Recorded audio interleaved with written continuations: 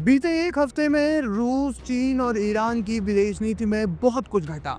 सबसे पहले रूस ने दुनिया की पहली परमाणु संचालित अनलिमिटेड रेंज क्रूज मिसाइल ब्रेवस्निक का परीक्षण सफलतापूर्वक किया। रूस के सुरक्षा परिषद उपाध्यक्ष दिमित्री मेदवेदेव ने रूस के अलावा उनके सहयोगी देशों को भी इसकी बधाई दी। इसके बाद ईरान के सर्वोच्च नेता अयातुल्ला अली खामेनेई के वरिष्ठ सलाहकार अली अकबर वेलायती ने चीनी राजदूत कॉन्ग पेगू से मुलाकात कर ईरान चीन संबंधों को रणनीतिक और गहरे जड़ों वाला बताया और स्पष्ट शब्दों में घोषणा की कि ईरान, चीन और रूस मिलकर नई विश्व व्यवस्था को आकार दे रही हैं। ये तीन घटनाएं अलग अलग नहीं, एक ही रणनीतिक धागे में पिरोई गई हैं। यह धागा पश्चिमी वर्चस्व के खिलाफ एशियाई गठबंधन का नया रूप है, जो यूक्रेन युद्ध, मिडिल ईस्ट तनाव और अमेरिका के मैक्सिमम प्रेशर के बीच तेजी से मजबूत हो रहा है। और इसके कई कारण हैं।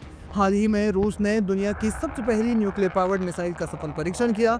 यह मिसाइल परमाणु वॉरहेड ले जाने में सक्षम है। राष्ट्रपति व्लादिमीर पुतिन ने इसे दुनिया में बेजोड़ बताया। रूसी सेना प्रमुख जनरल वेलेरी गेरासिमोव ने पुतिन को रिपोर्ट किया कि मिसाइल ने सभी मैन्यूवर सफलतापूर्वक किए। ये उच्च सुरक्षा लक्ष्यों पर सटीक हमला करने में सक्षम है। इस परीक्षण के बाद दिमित्री मेदवेदेव ने बधाई दी। उन्होंने कहा कि परमाणु इंजन और वॉरहेड वाली असीमित दूरी की ब्रेवस्निक क्रूज मिसाइल के सफल परीक्षण पर रूस के सभी मित्रों को बहुत बहुत बधाई। लेकिन मेदवेदेव के इस बयान को पश्चिमी देशों के लिए एक चेतावनी के तौर पर देखा गया। एक्सपर्ट्स कहते हैं कि यह बयान दिखाता है कि रूस अकेला नहीं है।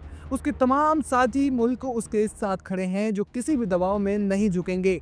इसके बाद ईरान ने एक नई विश्व व्यवस्था के लिए एक तरह से ऐलान किया। ईरान के सर्वोच्च नेता अयातुल्ला अली खामेनेई के वरिष्ठ सलाहकार अली अकबर वेलायती ने 27 अक्टूबर को तेहरान में चीनी राजदूत कॉन्ग पेगू से मुलाकात के दौरान ईरान चीन संबंधों को रणनीतिक और गहरी जड़ों वाला बताया और स्पष्ट रूप से घोषणा की कि ईरान, चीन और रूस मिलकर नई विश्व व्यवस्था को आकार देने में महत्वपूर्ण भूमिका निभा रही हैं, जिसे वैश्विक विश्लेषक पश्चिमी दबाव के खिलाफ एशियाई गठबंधन की मजबूती का स्पष्ट संकेत मान रहे हैं।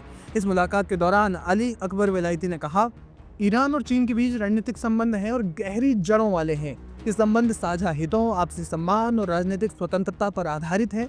ईरान, चीन और रूस ये तीन स्वतंत्र शक्तियां हैं जो नई विश्व व्यवस्था को आकार देने में महत्वपूर्ण भूमिका निभा रही हैं।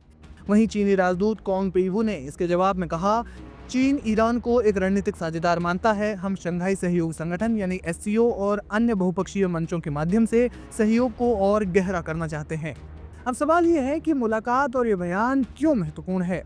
दरअसल हाल ही में यूरोपियन यूनियन ने ईरान पर स्नैपबैक लगाया। एक तरह का प्रतिबंध है जिसका प्रावधान 2015 में बनाए गए joint comprehensive plan of action यानी JCPOA के अंतर्गत आता है। अब ईरान पर प्रतिबंध बढ़े तो रूस और चीन जैसे दोस्त उसके साथ खड़े नजर आए। फिर जून 2025 में ईरान इजराइल के बीच हुए 12 दिवसीय युद्ध के दौरान ईरान ने अपनी हवाई क्षमता में भारी कमी पाई, जिसे ईरान ने दुरुस्त करने के लिए रूस से MiG-29 की डील की, जिसके कुछ विमान ईरान को मिल चुके हैं। ईरान ना अमेरिका के आगे झुक रहा है और ना ही यूरोप के आगे, इसलिए ये मुलाकात के दौरान दिया गया ये बयान बेहद खास माना जा रहा है।